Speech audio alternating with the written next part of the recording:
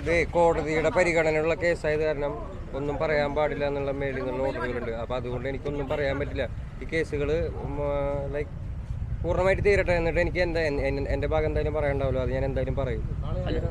ഉണ്ട് ആവശ്യം.